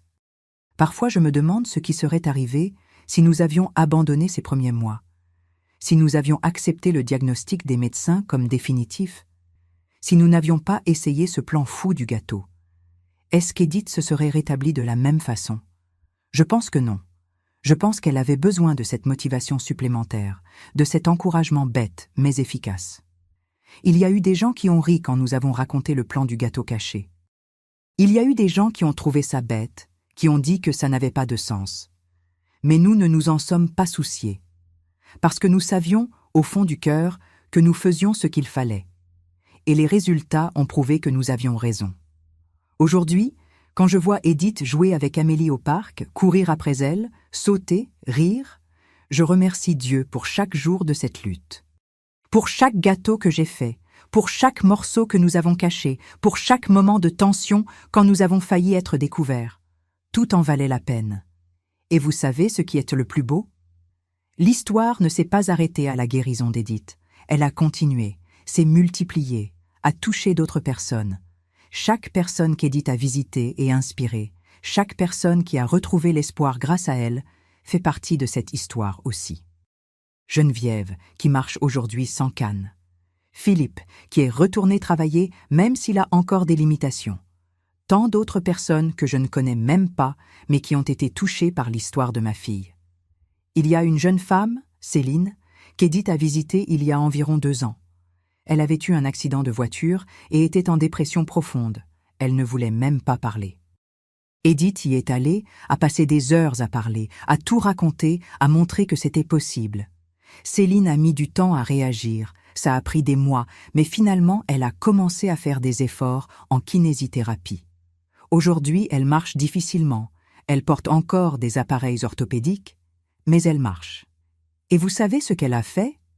Elle a commencé à visiter d'autres personnes aussi, comme Edith le faisait. Elle a créé une chaîne d'espoir, d'aide mutuelle.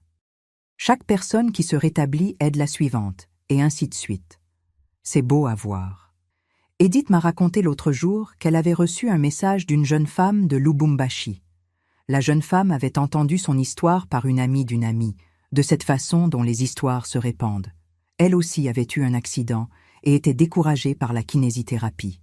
Mais entendre l'histoire d'Edith lui avait donné la force de continuer à essayer.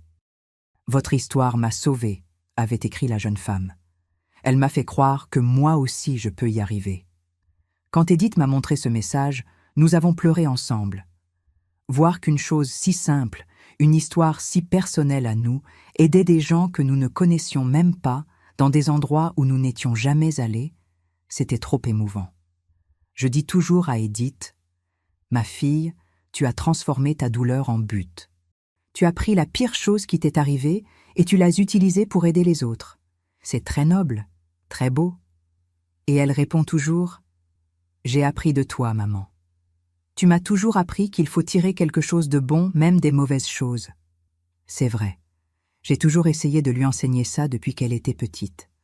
Quand elle était enfant et que quelque chose de mauvais arrivait, une mauvaise note à l'école, une dispute avec une amie, un jouet cassé, je disais toujours « Et maintenant, qu'est-ce qu'on peut apprendre de ça? Comment peut-on grandir avec cette expérience ?» Au début, elle se fâchait. Elle pensait que je ne prenais pas sa douleur au sérieux. Mais avec le temps, elle a compris que j'essayais juste de lui apprendre à être résiliente, à ne pas se laisser abattre par les difficultés. Et quand l'accident est arrivé, cette leçon a été cruciale. Bien sûr qu'il y a eu des moments de désespoir, de révolte, de « pourquoi ça devait m'arriver à moi ?» Mais après, petit à petit, elle a réussi à voir les choses autrement. Elle a réussi à voir non seulement la tragédie, mais aussi les possibilités. La possibilité de devenir plus forte, de valoriser davantage les petites choses, d'aider d'autres personnes qui vivaient la même chose. Hermance aussi a beaucoup grandi avec tout ça. Il a toujours été un homme bon, mais cette expérience l'a transformé en quelqu'un d'encore meilleur. Il a appris à avoir de la patience, à être plus sensible, à valoriser chaque moment avec les gens qu'il aime. Il y a eu des jours où il rentrait à la maison épuisé, après un double tour de travail, et il devait encore aider Edith à prendre son bain, à s'habiller, à faire des exercices. Et il faisait tout avec tendresse, sans se plaindre. Je me souviens d'une nuit, ça devait être environ 4 mois après l'accident, où je me suis réveillée au milieu de la nuit parce que j'ai entendu un bruit venant du salon. Je suis allée voir ce que c'était et j'ai trouvé Hermance assis sur le canapé, seul dans le noir, pleurant doucement. Je me suis assise à côté de lui et j'ai demandé ce qui s'était passé. Il a essayé de faire semblant, a dit que ce n'était rien, mais j'ai insisté. « Maman Bénédicte » a-t-il dit entre deux sanglots. J'ai peur. Peur de ne pas pouvoir lui donner tout ce dont elle a besoin. Peur de ne pas être assez fort. Peur qu'elle ne redevienne jamais celle qu'elle était. J'ai pris sa main et j'ai dit « Hermance, tu fais déjà tout ce que tu peux et même plus. Edith a beaucoup de chance de t'avoir. Et quant à elle redevenant celle qu'elle était, peut-être qu'elle ne le redeviendra pas. Peut-être qu'elle deviendra quelqu'un d'encore meilleur, d'encore plus fort, mais ça n'arrivera que parce que tu es là, à ses côtés, lui donnant tout le soutien dont elle a besoin. » Il m'a serré dans ses bras et a pleuré encore un peu. Parfois, on a besoin de pleurer. On a besoin de laisser sortir toute cette angoisse. Après ce jour-là, je l'ai vu encore plus déterminé, encore plus présent. Comme si ce moment de vulnérabilité lui avait donné encore plus de force pour continuer. Aujourd'hui, il est un père merveilleux pour Amélie. Il joue avec elle, l'emmène au parc, l'aide avec les devoirs, lui fait de petits plats qu'elle aime. La petite est amoureuse de son père, elle est toujours collée à lui. Et quand je les vois ensemble, je pense à quel point l'amour est puissant.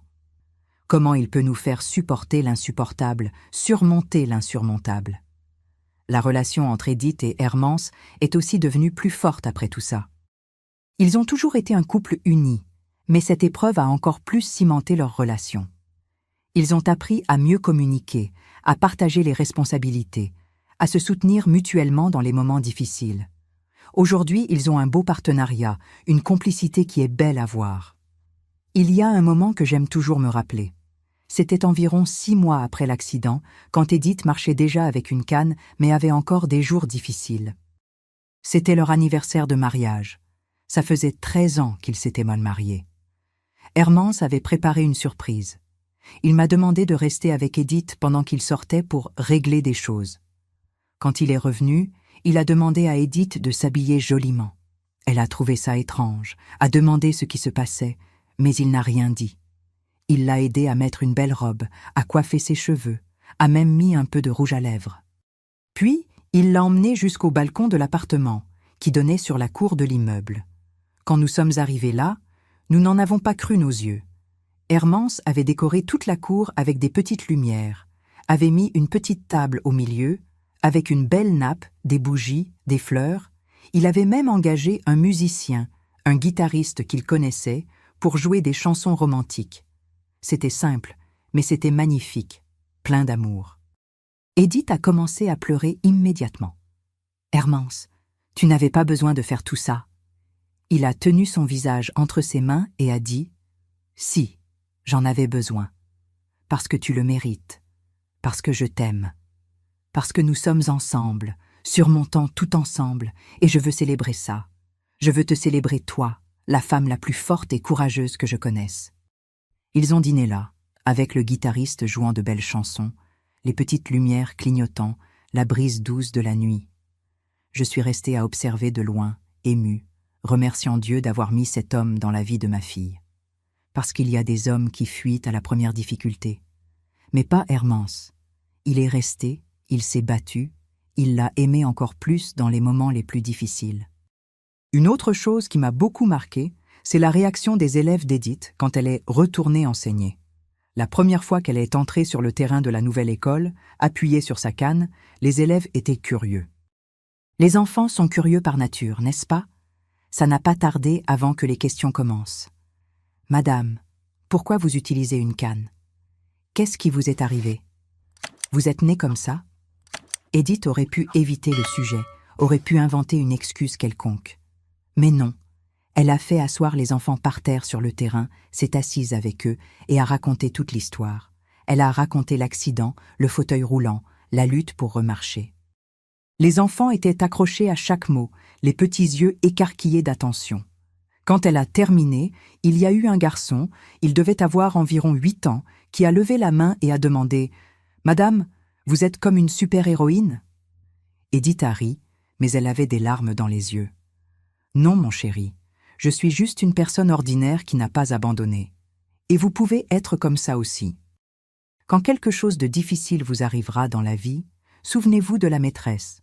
Souvenez-vous que c'est possible de surmonter. » Après ce jour-là, les élèves ont commencé à la traiter avec une affection particulière. Ils l'aidaient à porter les choses, demandaient si elle allait bien, lui apportaient des dessins. Il y a eu une petite fille qui a dessiné Edith en super-héroïne, avec une cape et tout, et a écrit en dessous « Maîtresse Edith, la plus forte du monde ». Ce dessin est encadré jusqu'à aujourd'hui chez eux, sur le mur du salon, pour que tout le monde le voie. Et vous savez, mes chers, ce que je pense être le secret de tout? Ce n'était pas seulement la kinésithérapie, ce n'était pas seulement la médecine, ce n'était pas seulement notre créativité avec le plan du gâteau. C'était la combinaison de tout ça avec une chose fondamentale. La volonté de vivre, de se battre, de ne pas s'abandonner.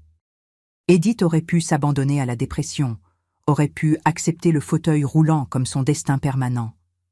Mais elle n'a pas accepté. Elle s'est battue de toutes ses forces. Et nous avons aidé comme nous le pouvions, avec de l'amour, des soins, de la créativité. Parce que parfois, ce dont une personne a besoin, ce n'est pas de grands gestes, de choses chères ou compliquée. Parfois, ce dont elle a besoin, c'est de quelqu'un qui croit en elle quand elle-même ne croit plus. Quelqu'un qui est là, à ses côtés, disant « Tu peux le faire, je sais que tu peux le faire ». C'est ce que Hermance et moi avons fait. Tous les jours, nous lui disions « Tu vas y arriver, tu vas remarcher, je crois en toi ».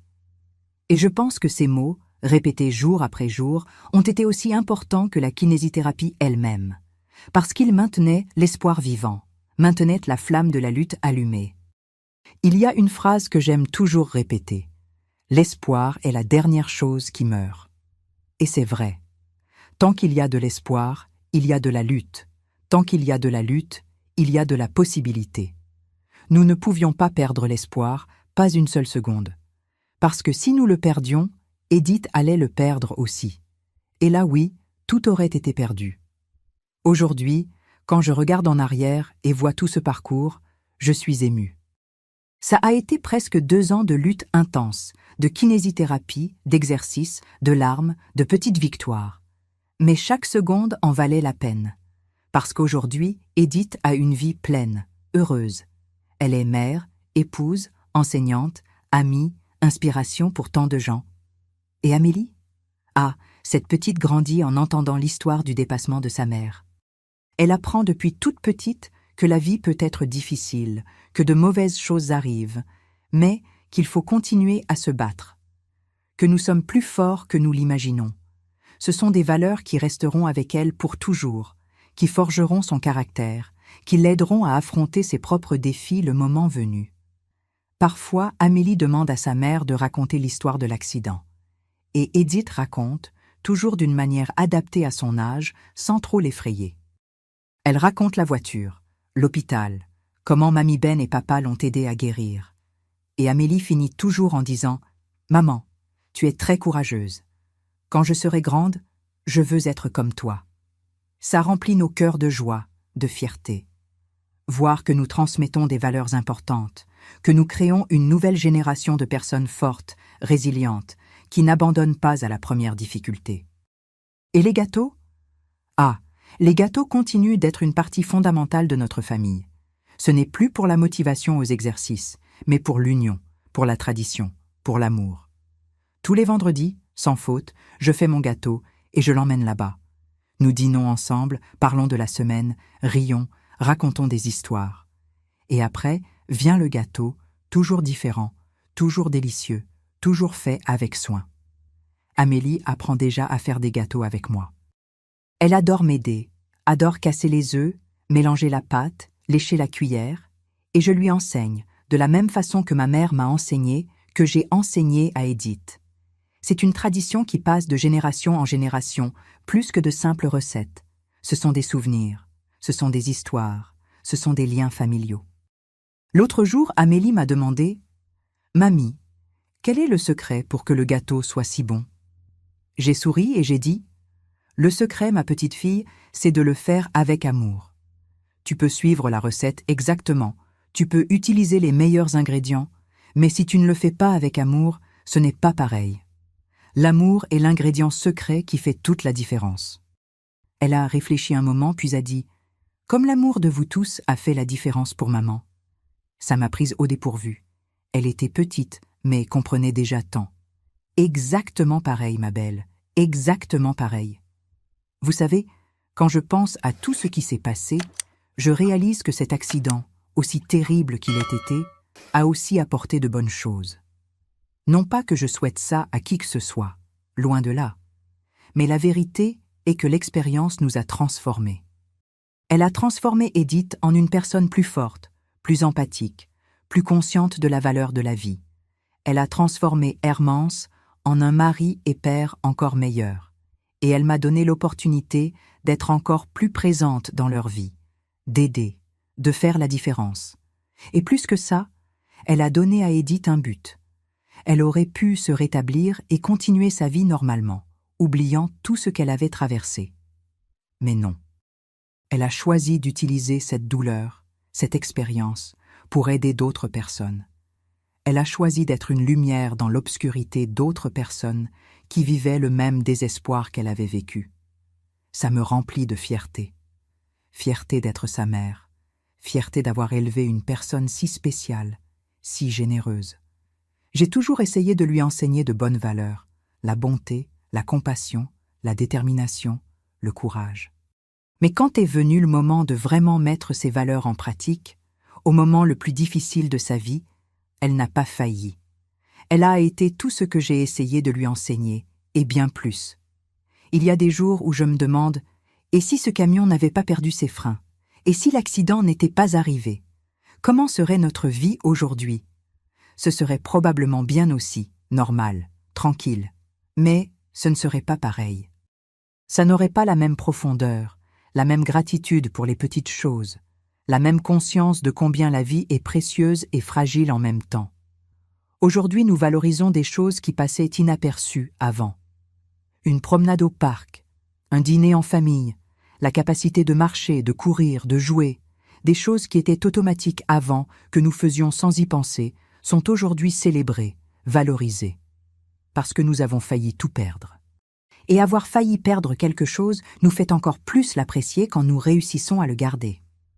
Edith dit toujours « Maman, je suis reconnaissante pour tout, même pour l'accident d'une certaine façon, parce qu'il m'a montré qui sont les personnes qui m'aiment vraiment. Il m'a montré de quoi je suis capable, il m'a donné un but plus grand dans la vie. Et je comprends ce qu'elle veut dire. Non pas que nous soyons reconnaissants pour les mauvaises choses qui arrivent, mais nous pouvons être reconnaissants pour ce que nous apprenons d'elle, pour la façon dont elle nous transforme. Une autre belle chose qui s'est passée, c'est que la famille est devenue encore plus unie. Avant l'accident, nous étions proches, mais chacun vivait plus dans son coin. Moi dans ma maison, eux dans leur appartement, nous nous voyions le week-end, les jours fériés. Mais après l'accident, nous sommes devenus tellement présents dans la vie les uns des autres que nous avons créé un lien encore plus fort. Aujourd'hui, pas un jour ne passe sans que nous parlions, sans que nous nous voyions ou au moins échangions des messages. Amélie grandit en voyant ça, en voyant combien la famille est importante, comment nous devons être ensemble, nous soutenir mutuellement. Elle voit la grand-mère toujours présente, voit les parents unis, voit tout le monde s'entraider. Ça va former son caractère, ça va lui enseigner des valeurs qui dureront toute sa vie. Et le plus beau, c'est que cette union s'est étendue au-delà de notre famille aussi. Les gens qu'Edith a aidés, les autres patients en rétablissement, sont devenus comme une famille élargie. Nous nous rencontrons de temps en temps, faisons des barbecues ensemble, célébrons les conquêtes les uns des autres. C'est une belle communauté, de gens qui se soutiennent, qui comprennent les difficultés des autres. Il y a une fête que nous faisons chaque année, toujours en mars, à l'anniversaire de l'accident d'Edith. Mais ce n'est pas une fête triste, c'est une célébration. Nous fêtons la vie, la guérison, le dépassement. Nous invitons tout le monde, les patients qu'Edith a aidés, les kinésithérapeutes, les médecins, les amis, la famille. Nous faisons un grand barbecue, avec beaucoup de nourriture, beaucoup de boissons, beaucoup de joie. Et bien sûr, il y a du gâteau. Je fais toujours un gâteau spécial pour cette fête, différent chaque année. À la dernière fête, l'année dernière, j'ai fait un gâteau en forme de cœur. Il avait 3 couches, chacune représentant une phase de la guérison. La couche du bas était sombre, représentant les jours difficiles. Celle du milieu était entre les deux, représentant le processus de rétablissement. Et celle du haut était claire et colorée, représentant le dépassement et la joie. C'était magnifique, et tout le monde a adoré. Quand nous avons coupé le gâteau, Edith a fait un discours. Elle a remercié tous ceux qui étaient là, qui avaient fait partie de son parcours d'une manière ou d'une autre. Elle a remercié les médecins pour leurs compétences, les kinésithérapeutes pour leur dévouement, les amis pour leur soutien, la famille pour leur amour inconditionnel. Et à la fin, elle a dit quelque chose qui m'a beaucoup marqué. Il y a 8 ans, je pensais que ma vie était finie. J'étais dans un lit d'hôpital, sans pouvoir bouger mes jambes, pensant que je ne marcherais plus jamais, que je ne travaillerais plus jamais, que je ne serais plus jamais heureuse. Mais je me trompais. Ma vie n'était pas finie. Elle recommençait juste différemment.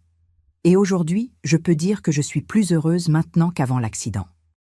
Parce que maintenant, je connais la valeur de chaque pas, de chaque jour, de chaque personne que j'aime, et ça n'a pas de prix.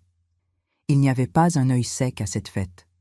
Tout le monde était ému, tout le monde ressentait la profondeur de ses paroles. Parce qu'elle avait raison, Parfois, nous devons traverser des choses difficiles pour apprendre à valoriser ce qui compte vraiment dans la vie. Et Hermance, il a aussi dit quelques mots ce jour-là. Il a parlé de comment cette expérience l'avait transformé lui aussi, de comment il avait appris que l'amour véritable, ce n'est pas seulement dans les bons moments, mais surtout dans les mauvais. Que l'amour véritable, c'est être présent quand l'autre personne en a le plus besoin, c'est ne pas abandonner même quand tout semble impossible. Quand je me suis marié avec Edith, a-t-il dit, j'ai promis d'être avec elle dans la santé et dans la maladie. Et cet accident a testé cette promesse d'une façon que je n'aurais jamais imaginée. Mais il n'y a pas eu un jour, pas une seconde, où j'ai pensé à abandonner. Parce que je l'aime. Je l'aime en train de marcher, je l'aime en fauteuil roulant, je l'aime comme elle est. Et je continuerai à l'aimer jusqu'au dernier jour de ma vie. Edith pleurait, je pleurais, tout le monde pleurait. C'étaient des mots si beaux, si vrais, si pleins d'amour. Et après, il m'a remercié aussi. Il a dit que j'avais été fondamentale, que sans mon aide, sans ma présence constante, sans mes gâteaux magiques, la guérison n'aurait pas été la même. Maman Bénédicte, a-t-il dit, vous êtes une guerrière, une femme forte, créative, aimante.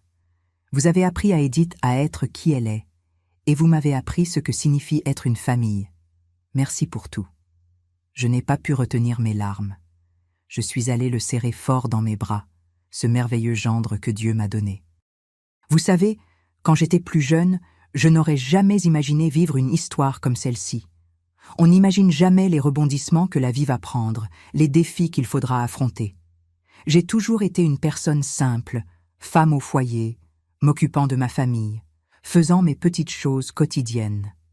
Mais quand l'accident est arrivé, j'ai découvert qu'il y avait une force en moi que je ne savais pas que j'avais. J'ai découvert que j'étais capable de tout laisser pour m'occuper de ma fille. J'ai découvert que je pouvais être créative pour trouver des solutions aux problèmes. J'ai découvert que j'avais assez d'amour dans le cœur pour supporter de voir ma fille souffrir et rester quand même forte pour la soutenir. On ne découvre de quoi on est capable que quand on est testé, quand la vie nous met dans une situation difficile et qu'il faut réagir. Et j'ai réagi de la meilleure façon que je connaissais, avec de l'amour, du dévouement, de la présence. Je n'avais pas d'argent pour payer les meilleurs traitements, je n'avais pas de connaissances médicales avancées, je n'avais rien d'autre que mon amour de mère et ma volonté de voir ma fille aller bien. Mais au final, c'est exactement ça qui a fait la différence. L'amour, la présence, la créativité de penser à une ruse aussi simple que cacher un gâteau pour la motiver à faire les exercices. Aujourd'hui, quand je regarde en arrière, toutes ces années qui ont passé depuis ce terrible mars 2016, je vois un beau parcours. Un parcours de douleur, oui, mais aussi de dépassement, d'amour, d'union familiale. Je vois une fille qui est renée de ses cendres, qui a prouvé que les médecins avaient tort, qui a montré que la force de volonté et l'amour peuvent faire des miracles. Je vois un gendre qui est devenu un exemple de camaraderie, qui a montré ce que signifie être aux côtés de quelqu'un dans les moments les plus difficiles. Je vois une belle petite fille qui grandit entourée d'amour et apprend des valeurs importantes. Et je me vois moi-même, une dame de 73 ans qui a découvert qu'elle avait encore beaucoup à donner, beaucoup à enseigner, beaucoup à vivre. Notre vie n'a pas été parfaite. Il y a eu des moments de désespoir, de peur, d'incertitude. Il y a eu des nuits où je suis restée éveillée à pleurer, demandant à Dieu de nous donner la force de continuer. Il y a eu des jours où il semblait qu'il n'y aurait pas de solution, qu'Edith ne s'améliorerait jamais. Mais nous n'avons pas abandonné. Jamais abandonné. Et aujourd'hui, mes chers qui m'écoutez, je peux dire avec toute certitude, chaque larme, chaque angoisse, chaque moment difficile en valait la peine. Parce que tout cela nous a amenés jusqu'ici, jusqu'à ce lieu de paix, de gratitude, d'amour. Edith va bien, elle est heureuse, elle vit une vie pleine. Amélie grandit en bonne santé et aimée. Hermance continue d'être cet homme merveilleux. Et moi, je continue à faire mes gâteaux chaque semaine, à visiter ma famille, à remercier Dieu pour chaque jour. Si je pouvais donner un conseil à vous qui traversez une difficulté, quelle qu'elle soit, ce serait celui-ci. N'abandonnez pas. N'abandonnez jamais. Même quand tout semble impossible, même quand les médecins disent qu'il n'y a rien à faire, même quand vous ne croyez plus en vous-même. N'abandonnez pas. Parce qu'on ne sait jamais de quoi on est capable avant d'être testé. On ne sait jamais quels miracles peuvent arriver avant de continuer à se battre. Et si vous avez quelqu'un que vous aimez qui traverse un moment difficile, soyez présent. Vous n'avez pas besoin de faire de grandes choses, vous n'avez pas besoin d'argent ou de ressources spéciales. Il suffit d'être là, à ses côtés, donnant du soutien, montrant que la personne n'est pas seule. Parfois, un câlin, un mot d'encouragement, un simple morceau de gâteau peut faire toute la différence au monde. L'histoire de ma famille est une histoire d'amour. Un amour qui n'abandonne pas, un amour qui crée des solutions, un amour qui transforme la douleur en but. Et je suis reconnaissante d'avoir vécu cette histoire, d'en avoir fait partie, d'avoir contribué à ma façon à cette fin heureuse. Aujourd'hui, quand je vois Amélie courir dans l'appartement, Edith aller travailler en marchant de ses propres jambes, Hermance rentrer du travail et être accueillie par des câlins et des sourires, je sais que tout en valait la peine. Chaque gâteau caché, chaque opération secrète dans la cuisine, chaque moment de tension pensant que nous allions être découvertes, chaque « avale tout » chuchoté avec urgence, tout cela faisait partie d'un plan plus grand, d'une histoire de dépassement qui inspire aujourd'hui tant d'autres personnes. Et vous savez ce qui est le plus drôle? Jusqu'à aujourd'hui, chaque fois que nous mangeons du gâteau ensemble, quelqu'un fait une blague sur cacher le gâteau, sur avaler tout, sur nos opérations secrètes. Nous rions, nous nous souvenons, nous remercions pour ces moments qui semblaient si difficiles à l'époque, mais qui sont aujourd'hui des souvenirs précieux. Parce qu'au final, mes chers, la vie est faite de ça, de moments, de souvenirs, d'histoires à raconter. Et je suis fière de l'histoire de ma famille. Je suis fière de ma fille guerrière, de mon gendre dévoué, de ma belle petite fille. Et je suis fière de moi aussi, d'avoir fait ce qui devait être fait, d'avoir été présente quand ils avaient le plus besoin de moi. Si vous êtes arrivés jusqu'ici à m'écouter, merci beaucoup. Merci de m'avoir donné l'opportunité de partager cette histoire que j'ai gardée dans mon cœur si longtemps. J'espère que d'une certaine façon, cette histoire vous a touché, vous a inspiré, vous a montré qu'il y a toujours de l'espoir, toujours une possibilité de recommencer. Racontez-moi dans les commentaires, avez-vous déjà traversé une situation difficile qui au final s'est transformée en quelque chose de bon? Avez-vous quelqu'un dans votre vie qui a été votre Hermance, votre Bénédicte, qui était à vos côtés dans les moments les plus difficiles? Laissez votre commentaire en bas. J'adore savoir que je ne parle pas toute seule, que mes mots arrivent dans des cœurs qui ont besoin de les entendre. Et si vous avez aimé mon histoire, laissez un pouce en l'air, abonnez-vous à la chaîne pour ne pas manquer les prochaines histoires de cette petite vieille. Parce que j'ai encore beaucoup d'histoires à raconter, beaucoup d'expériences à partager, beaucoup d'amour à répandre. Un gros bisou au cœur de chacun d'entre vous, d'où que vous soyez en train de me regarder. Que Dieu vous bénisse, vous et vos familles. Que vous ayez de la force dans les moments difficiles, du courage pour affronter les défis, et toujours, toujours, de l'amour dans le cœur. Parce qu'au final, c'est l'amour qui nous soutient, qui nous transforme, qui nous sauve. À la prochaine histoire, mes chers. Restez avec Dieu, et souvenez-vous, n'abandonnez jamais vos rêves, n'abandonnez jamais ceux que vous aimez, et ne sous-estimez jamais le pouvoir d'un simple morceau de gâteau fait avec amour. Au revoir, mes amours. Mamie Ben s'en va maintenant, mais elle laisse dans vos cœurs toute sa tendresse, tout son espoir, et la certitude que des jours meilleurs viennent toujours pour ceux qui n'abandonnent pas.